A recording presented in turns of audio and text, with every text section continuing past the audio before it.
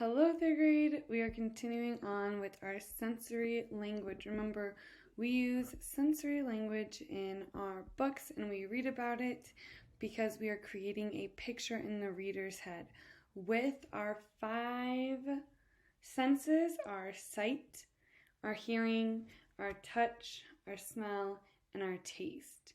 So let's just go over reading some examples of each sense in a sentence. So for sight, we could read, the slivered moon sat in the sky like an old fingernail clipping. Now I want you to see if you can imagine that in your head. As I read the next one, I want you to close your eyes and see if you can imagine the picture in the head, if they gave you enough descriptive words to describe what's going on.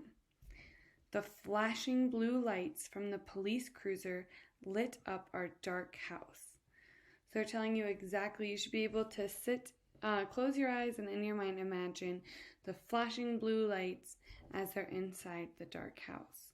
So they're just helping you understand that you can put these images in your head.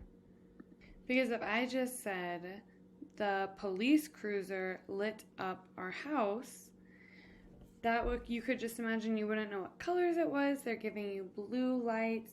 And they said it's lifting up our dark house, so we know that it was at night. So they're giving you descriptions so that you can imagine it. A sound example would be the wall shook and vibrated like the tail of a rattlesnake. So you can imagine the wall shaking in your head. What would that sound like? Everything going back and forth.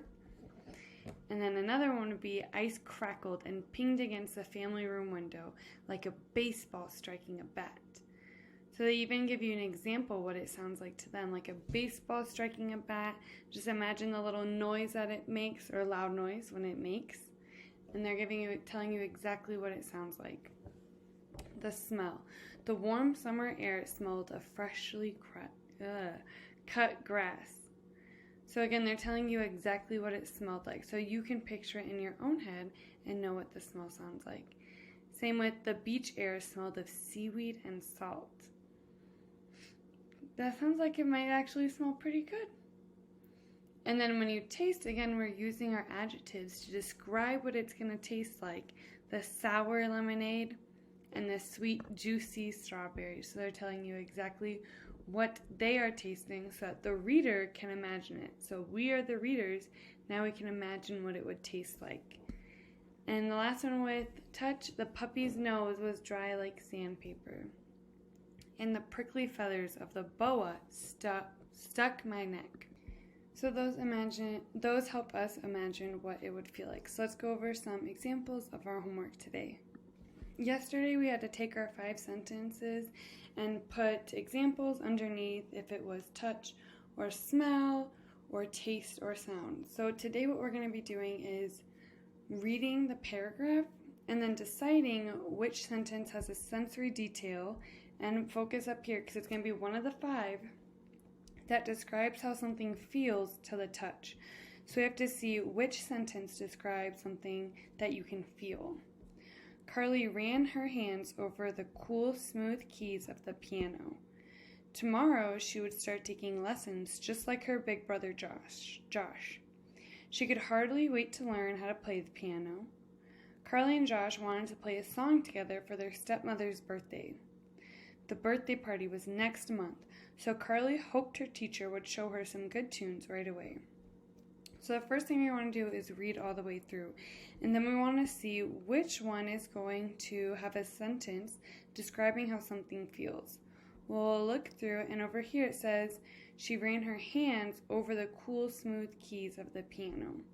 So we can imagine in our head, if we close our eyes, that Carly is running her hands over the cool, smooth keys of the piano. That would be touch. They're describing what she did and what she touched and how it felt. It felt cool and smooth. All right, so let's go with another one. So the first thing we're going to do is read the instructions.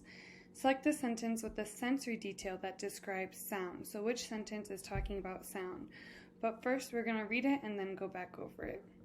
At 3:03 in the afternoon, the train in Springtown tooted its loud whistle. Everyone in the town was excited about what mail the train might have brought. People lined up around the post office, and Amir was hoping for a letter from his brother. Kimi was waiting for a package from her father. That day, neither of them got what they were waiting for. Mrs. Goodman, on the other hand, received a big box of candy from California and shared it with them. So now we have to look back and find which sentence is describing a sound, something we can hear with our ears. So if we look back here, it says, the train tooted its loud whistle. Can you imagine that? The train going beep, beep. I think that might be how a train sounds. But so that is showing how that's something we have to use our ears to hear. So it's describing a sound. And we're just going to do one more together. So now this sentence, we need to select the sentence with a sensory detail that describes a taste. So last weekend, my brother and I stayed at our Uncle Jasper's house. We had a great time. Uncle Jasper read us stories from our favorite books. He also cooked us dinner. The soup that Uncle Jasper made was creamy but surprisingly spicy. We hardly had any room left for dessert. After dinner, we went outside and caught lightning bugs in the backyard. I can't wait to go back and visit again soon. So now which sentence is talking about a taste? Something you can eat, but it's describing how it tasted. And right here they're saying it was creamy, so we could imagine that, and spicy. So they're saying how the soup tasted. So it describes the taste, the flavor of the soup. And that is it for today. So make sure to take your time as you're reading, but make sure read what you're looking for first, and then read the paragraph, and then go back and decide which sentence describes that sensory detail. Right, thank you.